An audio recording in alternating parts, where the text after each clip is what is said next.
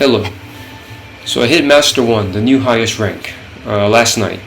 And the deck list is now on masterduelmeta.com. I'll put the link in the description. You can check it out with the write-up.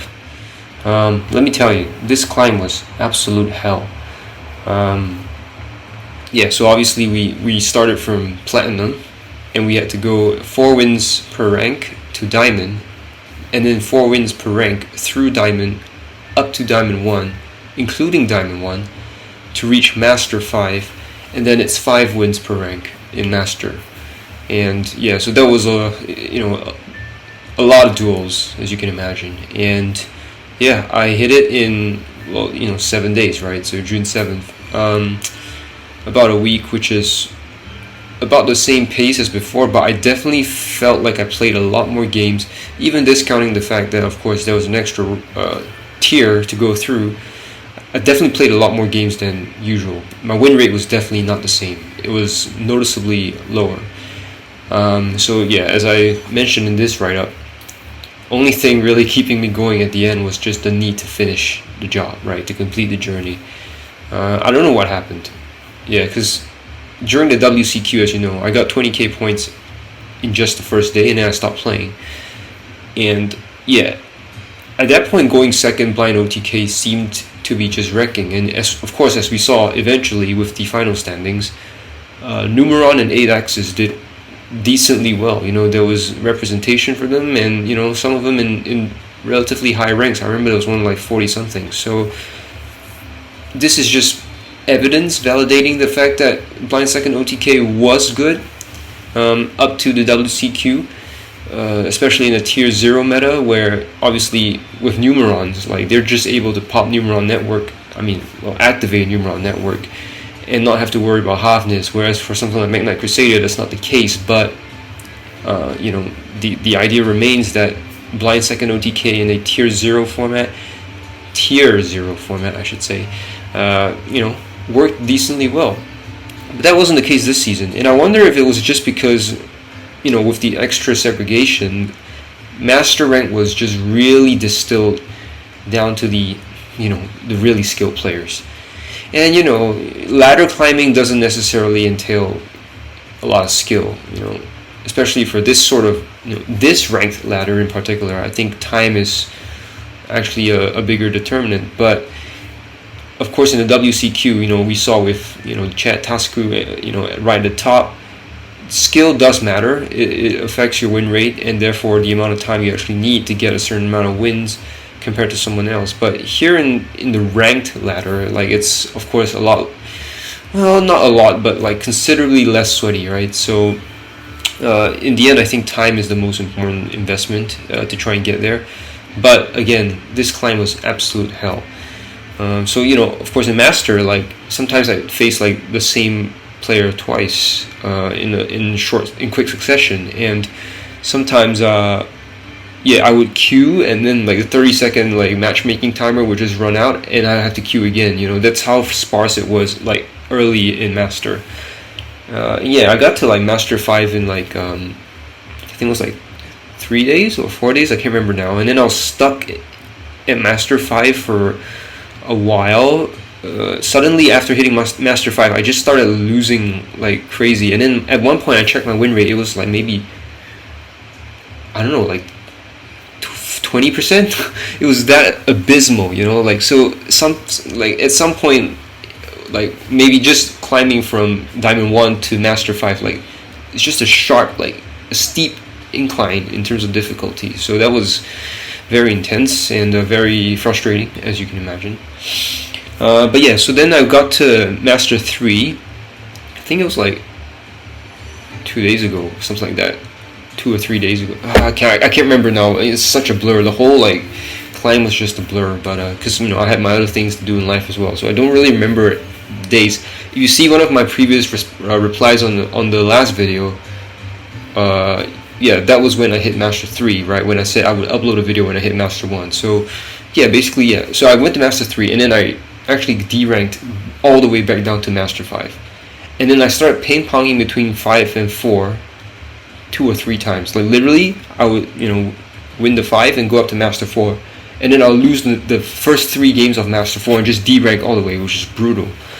And then I go up again and just do it again like multiple times. So that was actually extremely insane, and that's why I said it was hellish, because at some point it really felt like the result was predetermined based on your hand and based on your opponent's hand. So again, in this write-up, I do mention I really don't know how people with meta decks that have go first strategies play into some of the boards when they lose the coin toss, because yeah, if you're playing, okay, your sprite has like a lot of hand traps, right? But let's say you're playing a Flu, right? Flu has, you know, decent representation currently in Master 1 on MDM. But, you know, if you don't open your evenly matched, maybe Max C or whatever, then what's a Flu deck gonna do against the tier board? And let me tell you, tier boards are becoming absolutely, they were becoming absolutely demonic with the, you know, Cyberstein cheese and into Exterior and all that crap. I find it really just lame that, you know, the ban list kicks in 8 days into the season instead of at the start of the season, and then for the first week, which is what I had to deal with because I like to climb early, people just trying to cheese with a card that is supposed to be banned or is slated to be banned. In effect, it should have been banned like from the start of the season, but Konami didn't do that for some reason, and so you have these people hoping to just get carried to Master 1 by Cyberstein cheese, because Cyberstein Exterior in the FTK in a lot of cases, right? So it's really lame. I find that extremely just annoying. But yeah, I'm glad that Cyberstein is gone, Rip Bozo, because it's just unfair. And like I said, like if they make Exterior and you really just can't stop them unless you have Max C or like maybe an imperm, right, if you're playing that. But otherwise, like, if they just get going, you can't stop them. And the most frustrating thing, even as a go second player, was them milling 10, like, on their turn 1. They mill 10 from both decks, as you know, they hit the first miller and then they hit the second miller off the first miller and then mill 10 from both decks. Then they see what deck you're on, and then they can, you know, reshape the game plan to screw you over, to really just lock you out of playing the game, which is absolutely, I don't know what Konami thinking when they designed tiers. And no, specifically the Ishizus. Actually, I think with the Ishizus, like, you know, more limited now, they're not fully limited because Calbec for whatever reason is still at 2, but with them being a bit more limited, I guess maybe things are slightly better. I don't know, but yeah, there's, you know, shufflers are obviously a major problem for any World Legacy strategy, but the millers, man, like, they're just exposing information that your opponent shouldn't have about your deck so early, and then they just play around. Well, not play around, they just set up a board that you can't break, or, you know, would be very lucky to break. So yeah, that really sucked. Yeah, so hopefully the new ban list sorts some of this out. Yeah. And sorry if you heard like a sound there, I have like some other programs running in the background that I have to keep running, so I'm just talking over this. Hopefully you don't mind and you can hear everything. If not, just leave in the comments if you can't hear something and I'll reply. But yeah, so just talking through my experience so far, right? But yeah, this is basically Crusadia OTK, just like I did last season, but like I said, man, the results just weren't there this time, and it was really crazy. So I don't know. I just feel like I probably will not be playing Blind Second OTK next season after what I encountered this season, because yeah, it's just sometimes you just can't do nothing. You literally can't do too many of the games that I lost going second. Obviously, like, I just sit there watching them build the whole board for like 5 minutes, and then when it's my turn, I look at my hand and there's absolutely nothing I could have done. Absolutely nothing. And you know, I would have to have opened basically like a 4 or 5 card. Well, so you know, 6 cards in your opening hand going second, right? You draw 1, so it's 6, right? You need like 4 or 5 of those cards to be precisely a certain combination in order to break that board, which is absurd. Like, it's not reasonable to expect that of a go second player. So yeah, this whole game is just incredibly unbalanced right now. Konami, do better, because it's all about profits and selling tiers so far, I can imagine. But yeah, so again, reminder, don't play this. Really, just don't play this. This is just a report, and just to, you know, keep the anyone interested in Crusadia and World Legacy up to date on my progress with the competitive, well, semi-competitive, I should say, ranked climbing. I don't want to say this is fully competitive because it's not like WCQ, right? But the ranked ladder at least is semi-competitive, especially, as I mentioned before, when you climb early, you face the sweatiest players and you face the best decks. Later in the season, you'll see a lot of other decks, like, even if, objectively, okay, maybe not objectively, subjectively, in my opinion, like some of those lists that can hit Diamond 1, like they just, now Master 1, they're just not very well built, or like they have certain flaws that could be easily rectified but weren't. So those lists are, in a way, as people like to say, suboptimal. Although I don't want to say optimal because like who knows what optimal is actually is for any given deck. But yeah, so they're like considerably weaker lists, and they will still get there toward the end of the season because obviously the difficulty just drops off maybe midway through the month. I don't know, something like that. So when you climb early, you face like, tougher opponents. So if you want to climb now and you don't want to play a meta deck and you don't want to play a Floodgate turbo deck, then I would suggest 8-Axis or Numeron for the blind second OTK, because as I wrote here, I saw quite a few in Master 3, Master 2. So yeah, and it's not the same player. So maybe like 3 or 4 different. And yeah, when I, during the run where I eventually hit Master 1, that was suddenly like a smooth climb, right? So just yesterday, like suddenly something clicked, or maybe all the best players were already gone from Master 3. They already got up to Master 1. So once I hit Master 3 in that final run, then 3 to 1 was pretty straight path. I think I won like maybe, I only lost like 3 or 4 times basically in that entire run. So that was nice. But yeah, I did see 8-Axis and Numeron. So they definitely were working, and they were already there way before me, and I already faced 8-Axis and Numeron before that. So I know that that's definitely something that can get to Master 1 right now. And the nice thing about Blind Second OTK is, if you're new to the game, like there's not that much thinking. You have your board breakers. You gotta know a bit of basic sequencing to try and bait negates and all that stuff. But for the most part, like the deck will play itself. And it's also the case with this particular Mekk-Knight Crusadia list. It just plays itself because you either have the out or you don't. And Numerons, they don't have the out. They just go, they hit you, and then they go into the what's that? Infinitrack, right? And then 8-Axis, well, I don't know what 8-Axis does if they don't. But then for me, obviously, I just go into Astrum, right? This lat here. So yeah, the gameplay is basically the same as like Numeron, but it's considerably worse because Numeron is just a 1-card OTK win con, and 8-Axis, well, the board breakers themselves are the win con. Whereas here you have a separation between the engine, the win con, and the board breakers. Sorry, the engine bracket, the win con, close bracket, and the board breakers. So because of this distinction, clear separation between the 2 units of the deck, it's gonna be less consistent, obviously, and it's gonna be more demanding on the hands that you draw, which is why I said, like, sometimes it just felt like, I really just couldn't have done anything. Like, literally, like, the hand just could not have done anything. It's not even a question of misplaying, it's just literally you can't do anything. And that's where power creep has gone in this game, where, when you go second, it's just, holy crap.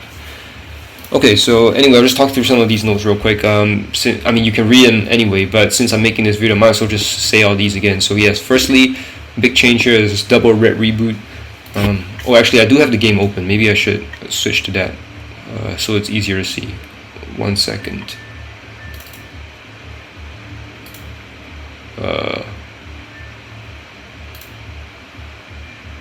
Wait. Alright. Okay, hopefully this, I don't know what the transition looked like, but okay, hopefully you can see this now. So yeah, you can see Master 1, congratulations to me. So I played 3 games today, and unfortunately they wiped all the freaking records of the games from before the patch, I guess, before the new set got released. So can't show you any of my past games. I didn't know they just wiped them all. So yeah, I thought they wiped them at the start of the season, not like on pack release, but maybe I just forgot. Anyway, they're all gone, so that's too bad. But I played 3 games here, and yeah, it's just messing around really with the Bestials. Well, I wasn't playing Bestials, but I was playing against people with Bestials, and let me just say, like, Bestials are okay, wait, I think I'll get to that in a bit. So let's just see this list. Okay, yeah, so as you know, this is exactly the list I uploaded on MDM. Actually, I hope I didn't change anything because I was playing around a little bit, but I think this should be the exact list. Yeah, I think it is. Yeah, so anyway, first things first, double red reboot. A lot more stun decks this season than last season. And bear in mind, I climbed at the start of last season, so you know, maybe, yeah, of course the meta has changed like considerably in that period, right? So yeah, but yeah, double red reboot just to deal with all the stun decks. I faced quite a number of border set 4, and surprisingly a lot of runic, like just runic stun or Naturia runic, right? That kind of thing. So, well, obviously reboot doesn't do anything against Naturia runic, I don't think, but against the stun version with the, you know, skill drain and all that crap, yeah, definitely it's good. It's good against tier because it shuts off the most troublesome of their back row, which aka Salia can, well, hopefully you activate this in response to crime. If not, then, well, GG. But yeah, so shutting off Saliak, you know, shuts off one negate obviously, and shuts off the extension that Saliak has from the, you know, sending one tier to the grave, etc. blah blah blah. The weakness of this against tier is that it doesn't stop Scream, and to me, whenever I see Scream, I just like sigh and shake my head because it's just such a troublesome card. Like, you do anything required to advance your game state, aka summon, then you get punished because they're gonna mill a miller and then they mill 8 or some crap, and then they just, you know, summon some crap. I'm sick of it. I'm really sick of tiers, if you can't tell. But yeah, so there's a weakness with red reboot. It's a gap, but it's good against boards when they don't have Sully, obviously. It's wonderful against flu, unless they have map, in which case, you know, map is the same situation as Scream, where if they have it, then, you know, tough luck. You know, you hope you have a lightning storm as well, something like that. But yeah, so, you know, takes care of all these really troublesome double layer, two-phased, as I call it, two-phased boards, where they have the monster front row, and they also have the back line to back them up with a sequential negation, where it's not immediately on the board, but it comes in the middle of your play development as you're trying to combo off. You know, then they summon Apex Avian, and then they just suddenly you have an extra negate to deal with that you're not prepared to deal with because you already have your combo, you're already mid combo, right? So reboot is good for dealing with that kind of back row. What else was there? Oh yeah, Exosister, I don't even need to say it. Like, this reboot against Exosister is just, yeah, fantastic. Yeah, what else? Sprite. Well, yeah, not so much for Sprite, I guess. Yeah, it wasn't so good for Sprite, but, you know, in general, this list, as I've said many times before, Crusadia OTK Kaiju Crusadia OTK is just not good against Sprite because it relies too much on that single point of interaction, monster removal with the Kaiju, and then not much else. And in last season, I tried to supplement this with Change of Heart and Mind Control, but I've taken out Mind Control for more back row removal, and these three Pot of Desires. I honestly don't know if this was the right call, but I just got so desperate to see Reboot and Lightning Storm that I took out the monster removal, so that, you know, basically give me a +1 and try and reach deeper into my deck for the back row destruction. So Duster, Storm, and Reboot. There was a question in, I think, on Master Duel Meta, actually, in the comments, someone asking, is there a replacement for Red Reboot?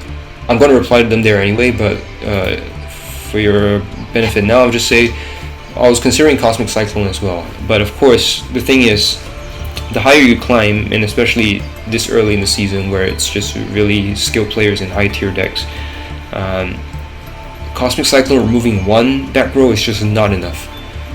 Yu-Gi-Oh is just modern Yu-Gi-Oh is just game of card advantage at this point.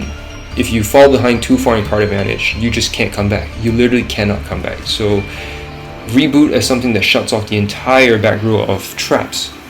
That's the kind of advantage that you need going second, because by design, combo decks, and in fact, like, tier is not even a combo deck. It's like it's some combos, but it's more like a control deck, right? But basically, all these like top tier decks now, they plus like crazy on their turn. You know, combo or control. They draw like crazy. They plus like crazy. You're going second. You just have your 6 cards. You're going in fresh and raw, and you just don't have any means of generating meaningful card advantage without playing into interaction. So because of that, because of this raw numbers game, you need powerful literal board breakers like Red Reboot, I think. So just in my opinion, all this is just to say that if you don't have Red Reboot, I think you put like double Cosmic Cyclone in there. It's safer just because, yeah, of course you don't want to destroy the tiers back row if you can help it, but yeah, you only get to remove one, and so most likely I can imagine, based on all the boards that I face, like 2 Cyclones, even if you draw both, I think may not be enough. So that's just my experience. But lower ranks, why not? You know, I'm pretty sure you can climb through Platinum with double Cosmic Cyclone, no problem. And now Diamond too, I'm pretty sure you can climb through that. But I don't know, when it comes to Master, I just feel like, wow, you're just so starved on card advantage that I feel like I just could not have done it without Red Reboot. It's so good. And again, like Red Reboot, especially for an OTK deck, I think it's a very natural fit, right? When I used to play mid-range Mekk Crusadia, Reboot was, would have been suicidal, because I'm supposed to play on turn 3 and 4, and they set a trap for free, and they're just gonna overwhelm me. So but in this case, like for an OTK list, I'm glad to have Red Reboot, and I would just say, yeah, try Cosmic Cyclone. If not, yeah, that's the problem. You see, we don't have enough going second like options. Yeah, Twin Twister, I guess, is another one, but this card is extremely costly, and it destroys, and it's just, yeah, it's nowhere near like Red Reboot. So yeah, I think, unfortunately, if you don't have Reboot, try Cyclone. If not, Cosmic Cyclone. If not, I don't know, I'm not sure. Yeah, that's just how rough things are. Just so you know. But yeah, so the 3 Pot of Desires.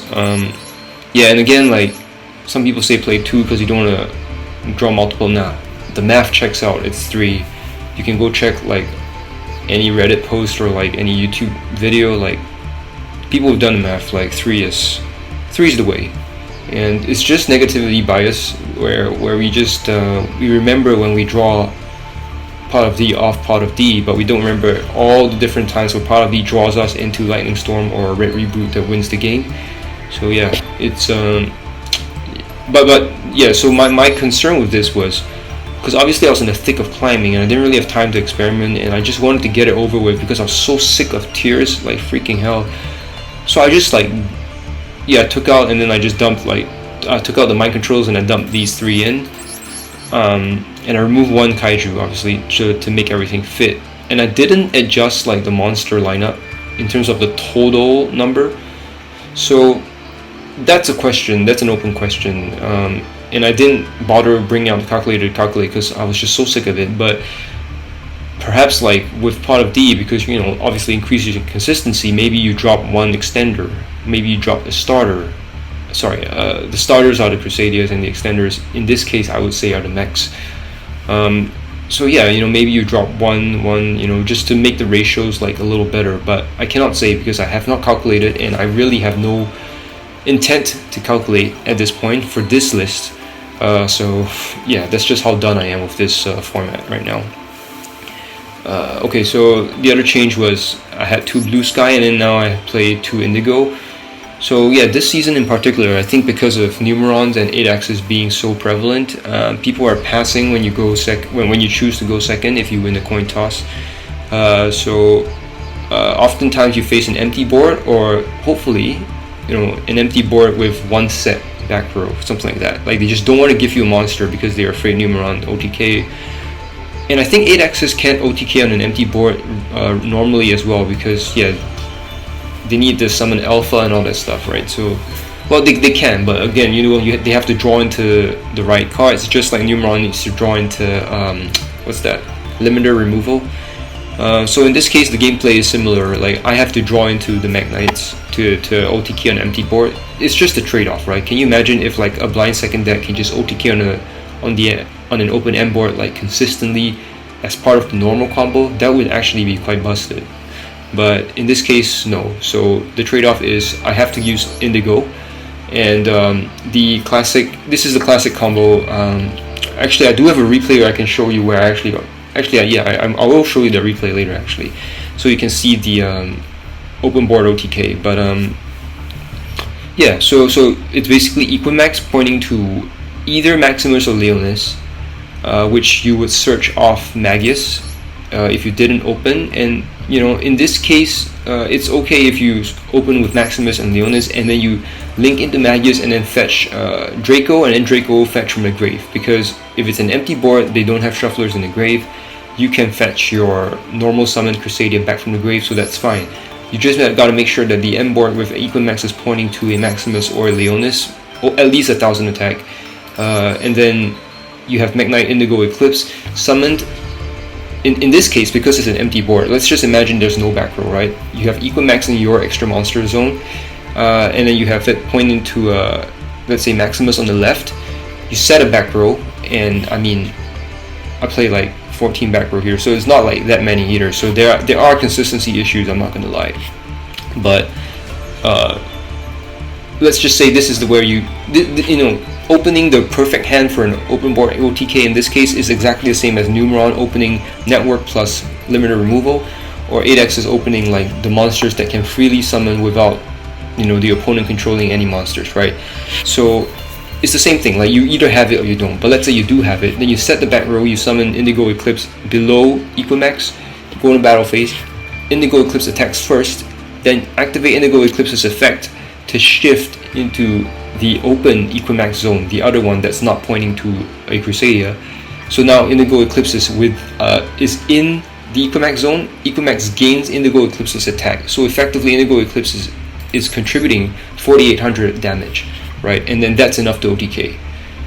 So again, it's Equimax pointing to a Crusadia, and then with Indigo Eclipse below, attack with Indigo first, shift into the zone, and then attack with Equimax for game.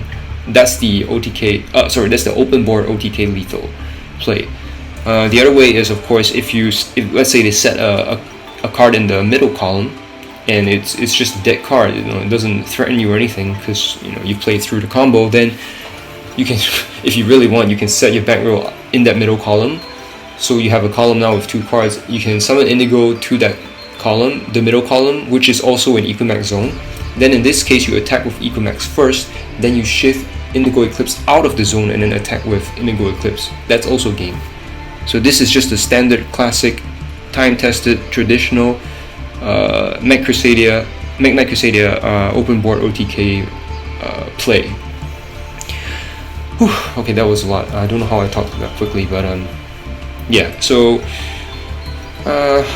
so I dropped one blue because just for the increase in open board game states that I faced going second, when people just tended to pass.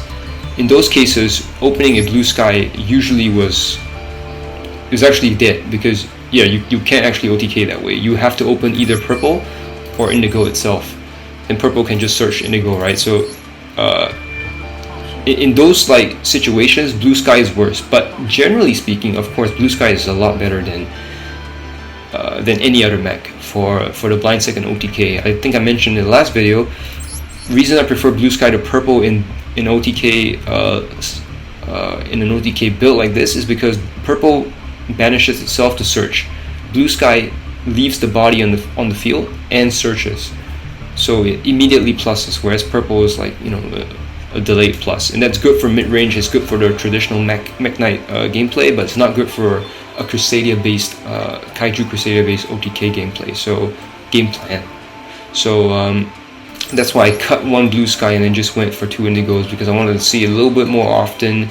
It's the equivalent of Numeron playing double limiter removal, right? Some of them play triple limiter removal, but I think most lists that I've seen on the site play 2, and this is like the equivalent, right? This is my limiter removal. But yeah, also the other thing is, as with the mechs, as always, their special summon is hard once per turn.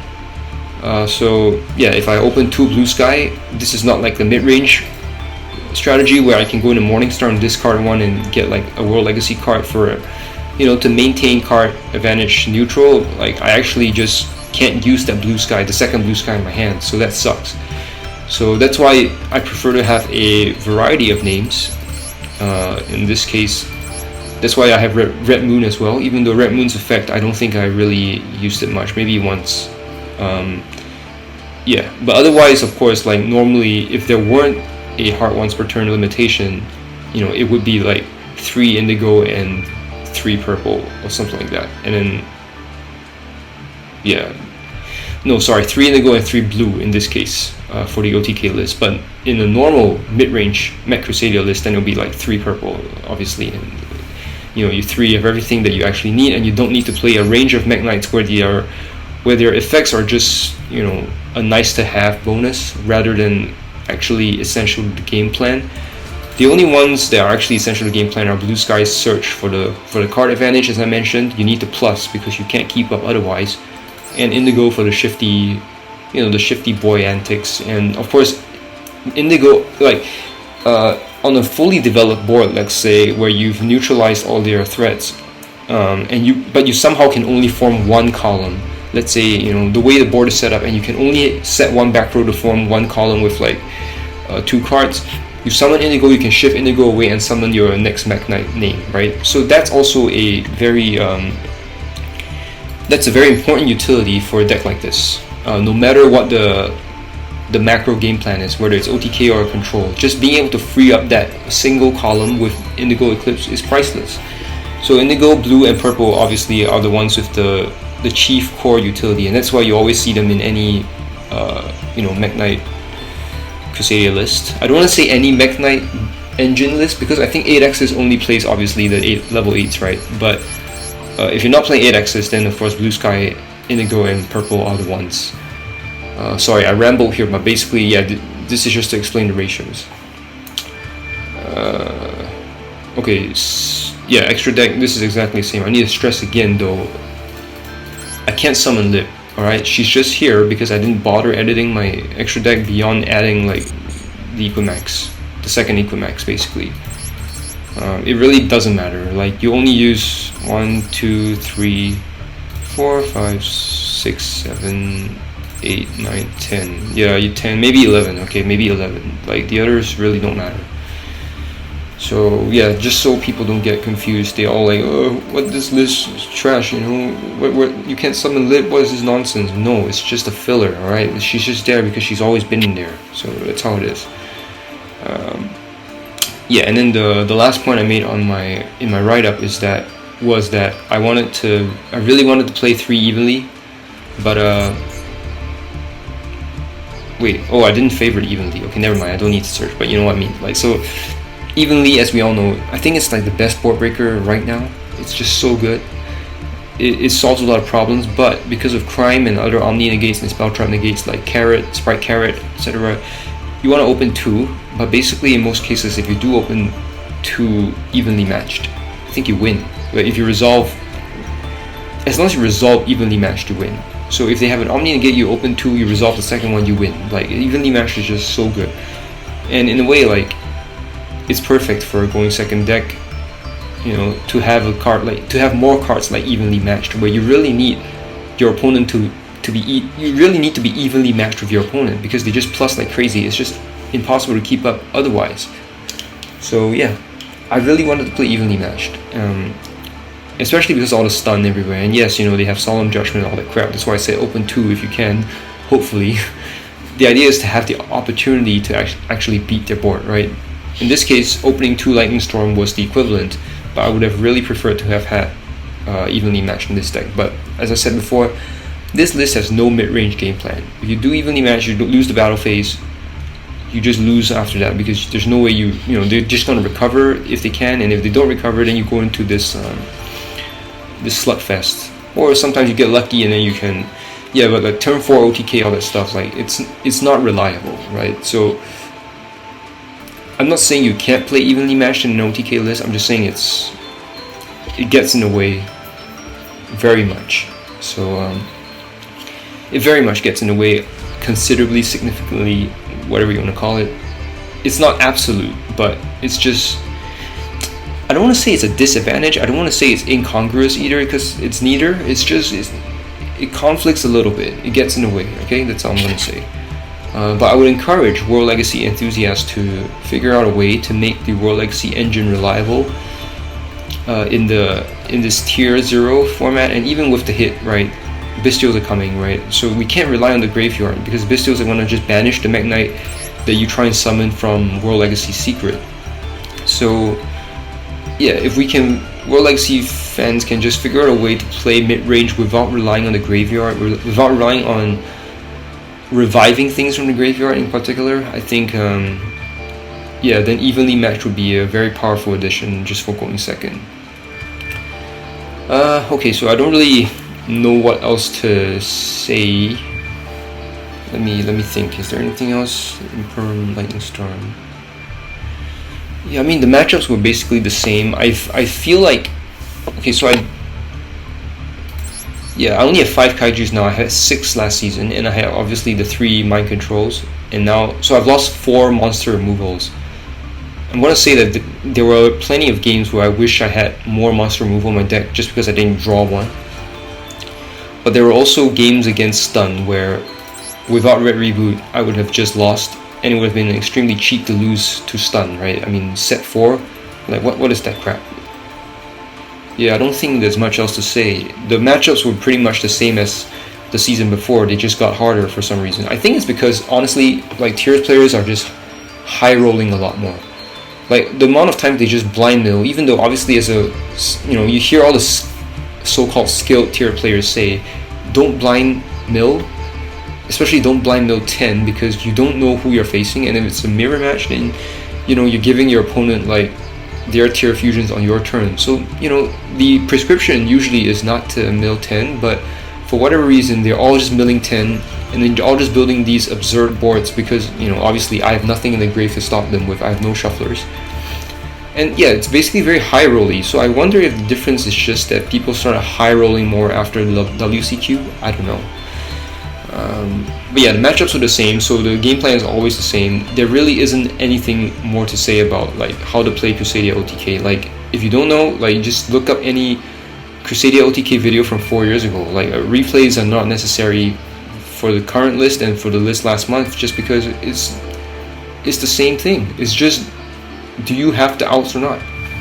So yeah, that's the situation, and hopefully next month I can be playing an actual mid-range Mekk-Knight Crusadia deck that doesn't involve like Unga Bunga, open the out kind of gameplay, and I will definitely have replays for those because I actually find them fun. Here it's just like, what the heck, just sitting, and then like if I have it, great. If I don't have it, pass, scoop, next.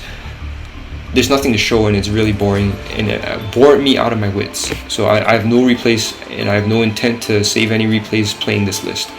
But I will say now, like what I plan to do is experiment, I guess, for the next, well actually no, I'm going to take like 1-2 weeks off Master Duel. As I said, I'm just so sick of seeing tiers, right? Maybe toward the end of the month I'll start to experiment a little bit with an alternative way of playing in tier 0 format with the shufflers and the millers and all that crap. Yeah, I'll just figure it out, something to do with World Legacy again, hopefully, and hopefully it's mid-range, and maybe it goes first, maybe it goes second, who knows, but we'll see what the future holds. But let me just show you the blind second, the open board OTK. I think it should be this one.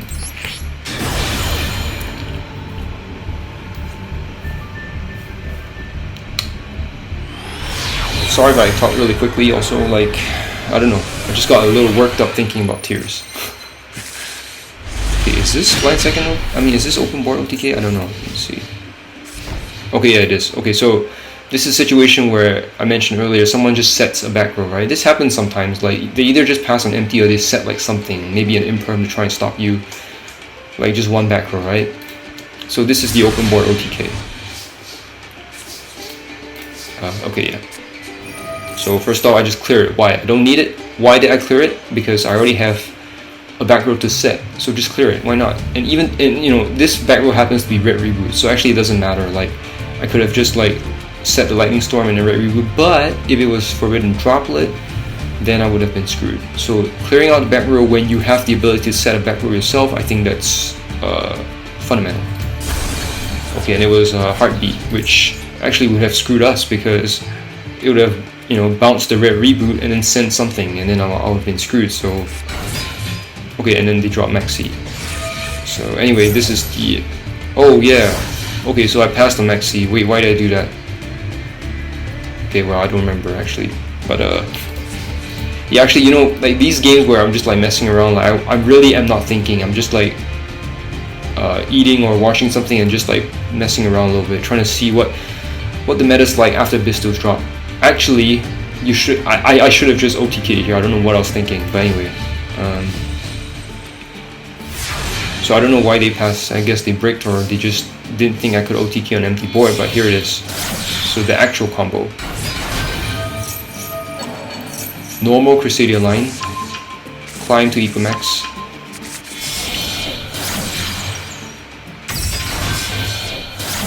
Hey, look at that.